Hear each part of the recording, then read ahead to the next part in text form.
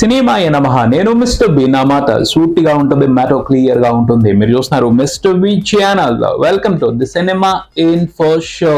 ఈ సీజన్ లో హనుమాన్ మూవీ చూసిన విజయం అద్భుతమైన విజయం.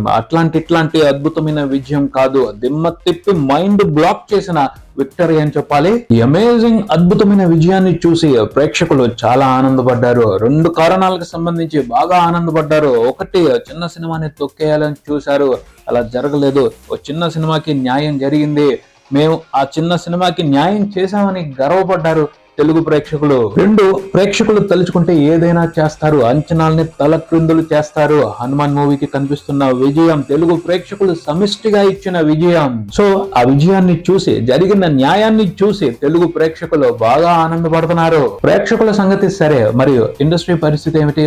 ఇండస్ట్రీ హనుమాన్ విజయాన్ని చూసి ఎలా ఫీల్ అవుతుంది? గర్వపడుతున్న వాళ్ళు కొంతమంది అయితే అవాక్కైపోయి ఇదేం విజయం రా బాబు అని ఆలోచనలో పడిపోయారు ఆత్మ న్యూన్యతా భావంతో. కొంతమంది అయితే బెదిరిపోయి భయపడుతున్నారు. భయపడే వాళ్ళకి హనుమాన్ మూవీ సాధించిన విజయం రాబోయే కొన్ని రోజుల పాటు పక్కలో బల్లెంలా ఉంటది అని చెప్పొచ్చు.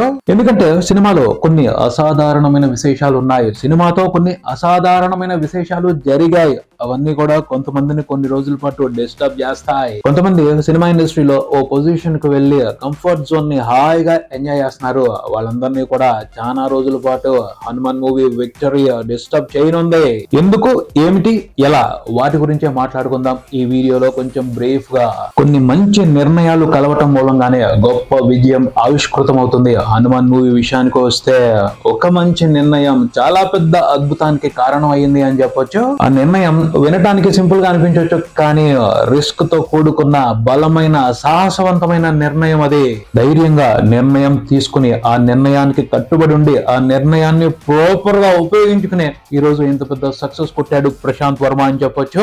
ఏంటా నిర్ణయం అంటే, వాస్తవంగా చూసుకుంటే హనుమాన్ మూవీ 2023 మే నెలలోనే రిలీజ్ అవ్వాలి, కానీ అప్పుడు రిలీజ్ ని పోస్ట్ పోన్ చేశారు. ప్రశాంత్ వర్మ తీసుకున్న బలమైన నిర్ణయం ఇదే. అప్పటికే షూటింగ్ మొత్తం కంప్లీట్ అయిపోయింది, పోస్ట్ ప్రొడక్షన్ వర్క్ మాత్రమే మిగిలింది. గ్రాఫిక్స్ లో క్వాలిటీ కావాలి అనే ప్రత్యేకంగా పోస్ట్ పోన్ కి వెళ్ళాడు Prashanth Varma. Last summer season చాలా మంచి టైం, అప్పుడు సరైన సినిమాలు రాలేదు రిలీజ్ కి. అంత మంచి రిలీజ్ టైం ని వదిలిపెట్టుకుని పోస్ట్ పోన్ కి వెళ్ళాడు అంటే చాలా బలమైన నిర్ణయం అనే చెప్పాలి ప్రశాంత్ వర్మదే. కానీ ప్రశాంత్ వర్మ ఆ డెసిషన్ తీసుకోవటం మూలంగానే హనుమాన్ మూవీ ఈ రోజు బ్రహ్మాండమైన విజయాన్ని సాధించింది అని చెప్పొచ్చు. సినిమా పోస్ట్ పోన్మెంట్ కి సంబంధించి ప్రశాంత్ వర్మ ఒక స్టేట్మెంట్ ఇచ్చాడు. ఆ స్టేట్మెంట్ ని అండర్లైన్ చేసుకుని మరీ గుర్తుపెట్టుకోవాలి చాలా మంది ఫిల్మ్ మేకర్స్. చిన్న సినిమా, చిన్న బడ్జెట్ ఉంది దగ్గర, సో క్వాలిటీగా గ్రాఫిక్స్ వర్క్ జరగాలి అంటే పెద్ద బడ్జెట్ లేదు ఫాస్ట్ గా అవటానికి.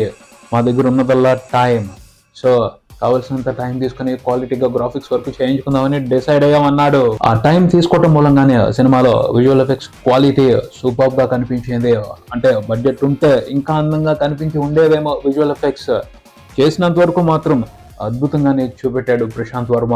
క్వాలిటీ అంటే బిలీవబిలిటీ తీసుకురావాలి, కన్విన్స్ చేయాలి, అంతేగాని డిస్టర్బెన్స్ గా అనిపించకూడదు. డిస్టర్బ్ చేసినాయి అనుకోండి, అది స్టోరీ ఫ్లో అవనివ్వండి, క్వాలిటీ అవనివ్వండి, జనాలు రిజెక్ట్ చేస్తారు. అలానే బ్యాక్గ్రౌండ్ స్కోర్ కి సంబంధించి కూడా టైం తీసుకుని ప్రశాంత్ వర్మ తన మ్యూజిక్ డైరెక్టర్ తో యాత్ర చేయించాడు. అది కూడా వండర్ఫుల్ గా సినిమాకి హెల్ప్ అయింది. సైంధవ్ మూవీకి సంబంధించి శైలేష్ కొలనో చేసిన రాంగ్, హనుమాన్ మూవీకి సంబంధించి ప్రశాంత్ వర్మ చేసిన రైట్ ఇదే.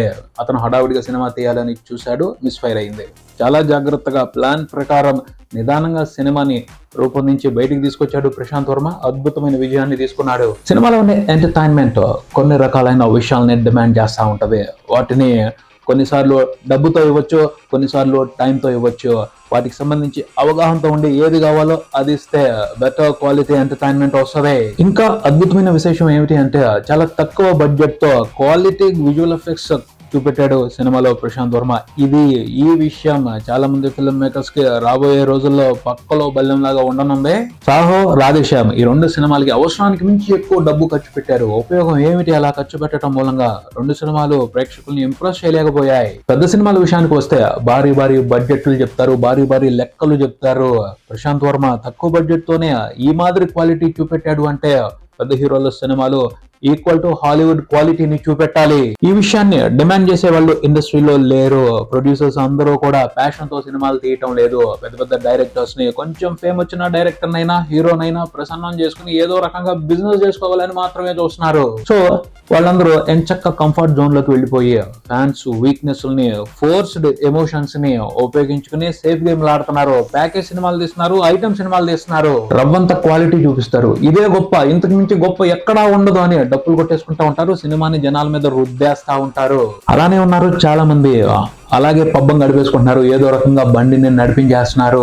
అలాంటి వాళ్ళందరి పరిస్థితులు హనుమాన్ మూవీ సక్సెస్ తర్వాత మారతాయని అనిపిస్తుంది. ఎందుకంటే ఇప్పటి వరకు అలాంటి వాళ్ళని ఇన్స్పైరింగ్ గా తీసుకుంటున్నారు యంగ్ ఫిల్మ్ మేకర్స్.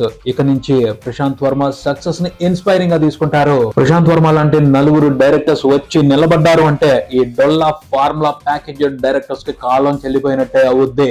చిన్నగా ఇన్స్పిరేషన్ రగిలితే చాలు, మార్పు వస్తుంది. కొత్త రోజులు రావాలి, వస్తాయి, చూస్తాం. ఇంకా చూసుకుంటే డిజ్నీ ప్లస్ హాట్ స్టార్ లో లేటెస్ట్ గా స్ట్రీమ్ అవుట్ మొదలు పెట్టింది మోహన్ లాల్ నటించిన మలయాళం ఫిలిం నేరు. డిసెంబర్ లో థియేటర్స్ లో రిలీజ్ అయింది సినిమా. కేరళలో చాలా పెద్ద బ్లాక్ బస్టర్ అయింది సినిమా. ఇప్పుడు ఓటీటీలో, తెలుగులో కూడా అవైలబిలిటీలో ఉంది. మలయాళం నుండి వచ్చిన మరో మంచి సినిమా ఈ నేరు. ఇండియాలో ఇంతకు ముందే వివిధ భాషల్లో చాలా కోర్ట్ రూమ్ డ్రామాలు వచ్చాయి. ఇది మరో బెస్ట్ కోర్ట్ రూమ్ డ్రామా అని చెప్పొచ్చు. నేరు అంటే మలయాళంలో నిజం అని అర్థం వస్తుంది. సింపుల్ గా ఈ సినిమా కథ ఏమిటి అంటే, సారా ఒక బ్లైండ్ గర్ల్, ఆ అమ్మాయి పైన రేప్ జరిగింది. ఆ అమ్మాయికి చూపు లేదు అన్న లోపాన్ని ఆసరా చేసుకుని చాలా ప్లాన్డ్ గా వాడు రేప్ చేశాడు. ఆధారాలు దొరకకుండా పకడ్బందీగా ప్లాన్ చేసుకుని రేప్ చేశాడు. పోతే చాలా సింపుల్ గా దొరికిపోయాడు. పట్టేసుకున్నారు పోలీసులు అతన్ని. ఆ అమ్మాయికి చూపు లేదు, తనని చూడలేదు, గుర్తుపట్టలేదు అనుకున్నాడు. కానీ వాడిని గుర్తుపట్టింది, పట్టించింది ఆ అమ్మాయే. ఎందుకంటే ఆ అమ్మాయి దగ్గర ఒక స్పెషల్ స్కిల్ ఉంది. ఆ అమ్మాయికి మట్టితో శిల్పాలు చేసే టాలెంట్ ఉంది, స్కల్ప్చర్ ఆర్టిస్ట్. సో ముఖాన్ని తడిమి దానికి తగ్గట్టు బొమ్మల్ని తయారు చేయగలదు, శిల్పాలని తయారు చేయగలదు మట్టితో. సో సింపుల్ గానే వాడిని కనిపెట్టేసింది ఆ అమ్మాయి.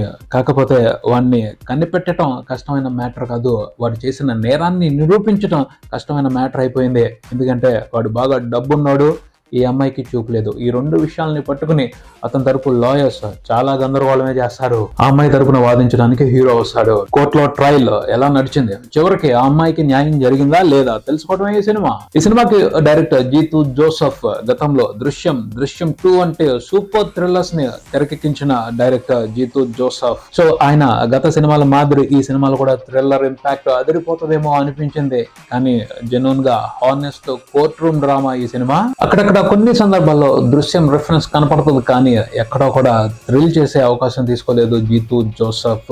హార్డ్ ఎమోషన్స్ తో ఒక కోర్ట్ రూమ్ డ్రామాని చూపించారు. చాలా కోర్ట్ రూమ్ డ్రామాలు ఇంతకు ముందే చూస్తున్నాం. ఆ సినిమాల్లో మాదిరి ఈ సినిమాలో కూడా కోర్ట్ లో ట్రయల్ నడుస్తా ఉంటది. పోతే ఆ సినిమాలకి ఈ సినిమాలకి ఏదో ఒక తేడా ఉండాలి కదా.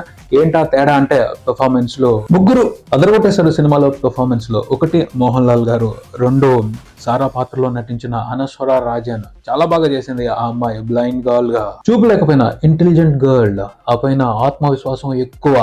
అన్యాయం జరిగింది, న్యాయం జరిగేంత వరకు పోరాడాలి అని సంకల్పించుకుంది. ఆ ప్రాసెస్ లో ఆమెని ఎన్ని రకాలుగా చిత్రవధ చేసినా తట్టుకుంటది. ఓ పక్కన అన్యాయం జరిగింది, ఇంకో పక్కన డిఫెన్స్ లాయర్స్ డబ్బు కోసం ఆ అమ్మాయి వ్యక్తిత్వాన్ని అసాసిన్ చేస్తూ నానా రకాలుగా చిత్రహింసలు పెడతారు. వాటిని తట్టుకుంటూ న్యాయం కోసం ఆ అమ్మాయి దృఢంగా నిలబడుతుంది.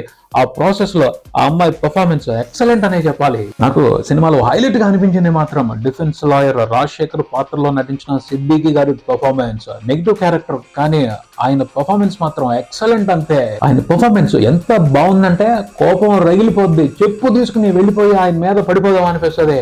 ఆ రకంగా రెచ్చగొడతారు. అంటే సొసైటీలో ఇలాంటి లాయర్స్ ఉన్నారు. రేప్ విక్టిమ్స్ ని కోర్ట్ రూమ్ లో ట్రయల్స్ జరిగే టైంలో చిత్రవద ఇంత దారుణంగా చేస్తారు అన్న విషయాన్ని ఆయన తన పర్ఫార్మెన్స్ తో ఎక్సలెంట్ గా ఎలివేట్ చేశారు. ఎమోషనల్ గా ఏ రేంజ్ లో రెచ్చగొట్టాలంటే ఆ రేంజ్ లో రెచ్చగొట్ట వదిలిపెట్టారు తన పర్ఫార్మెన్స్ తో సిద్దిక్ ఈ సినిమాలో. ఇవి సినిమాలో హైలైట్స్. మిగతా అంతా కూడా మనం ఎక్స్పెక్ట్ చేసినట్టే ఉంటాయి. చిన్న చిన్న ట్విస్టులు బాగుంటాయి, అక్కడక్కడ కొన్ని ఎమోషనల్ మూమెంట్స్ కనెక్ట్ అవుతాయి, బాగా గుండెల్ని పిండేస్తాయి. కొన్నిసార్లు హ్యాపీ మూమెంట్ ని కూడా ఎంజాయ్ చేస్తాం. అంటే న్యాయం జరిగినప్పుడు ఓ రకమైన సంతృప్తికరమైన ఫీలింగ్ వస్తుంది కదా, ఆ ఫీలింగ్ చాలా గర్వంగా ఉంటది. పోతే ఒక సూపర్ మూమెంట్ ఉంది సినిమాలో, సినిమా ఎండింగ్ లో. ఆ మూమెంట్ కి సంబంధించి నేను జీతూ జోసెఫ్ గారికి హ్యాట్స్ ఆఫ్ చెప్తాను. కోర్టులో తీర్పు ఇచ్చేశారు. ఆ అమ్మాయి బయటికి నడుచుకుంటా వస్తుంది, అప్పుడు మీడియా ఒక రియాక్షన్ ఇస్తుంది. ఆ అమ్మాయి ధైర్యానికి అది చాలా ఎక్సలెంట్ గా ఉంటది. ఏంటో నేను వివరంగా చెప్పను, సినిమా చూడండి, చాలా బాగుంది. అంటే ఓ సెల్ఫ్ రెస్పెక్ట్ గెలిచినప్పుడు అంతా కామ్ అవుతారు, అందరూ కామ్ అవుతారు అన్న విషయాన్ని చాలా బ్యూటిఫుల్ గా తీశారు ఆ సిచ్యువేషన్ లో డైరెక్టర్ జీతూ జోసెఫ్ గారు. ఓకే, సినిమా చూసిన తర్వాత సినిమా బాగుంది లేదు, ఫలానా విషయాల మూలంగా బాగుంది, ఫలానా కారణాలు బాగాలేదు అని అందరూ చెప్తారు. కానీ నేను మూవీ చూసిన తర్వాత నాకు కొన్ని పర్సనల్ గా అనిపించిన విషయాలు ఉన్నాయి, వాటిని ఇక్కడ షేర్ చేసుకుందాం అనుకున్నాను. ఈ వీడియో వరకు అయితే టైం సరిపోవడం లేదు, రేపటి వీడియోలో మాట్లాడదాం. ఏంటంటే ఆ పాయింట్ నేను చెప్పాలనుకుంది, ఇలాంటి కథలు వేరే భాషల్లో వస్తే మనోళ్ళు తీసుకొచ్చి రీమేక్ చేస్తున్నారు, కానీ తెలుగులో ఇలాంటి కథలు రావటం లేదు. ఎందుకు అనే దానికి సంబంధించి చాలా ఇంట్రెస్టింగ్ పాయింట్స్ ఉన్నాయి. రేపటి వీడియోలో వాటి గురించి మాట్లాడతాను. ఇది ఇక్కడికి మరో వీడియోతో మళ్ళీ కలుద్దాం. ఈ వీడియో మీకు నచ్చితే లైక్ చేయండి, మీ ఫ్రెండ్స్ తో షేర్ చేసుకోండి, మీ అభిప్రాయాన్ని కామెంట్ చేయండి, ఈ ఛానల్ ని సబ్స్క్రైబ్ చేయండి. నేను mister B, keep watching mister B channel. Thank you.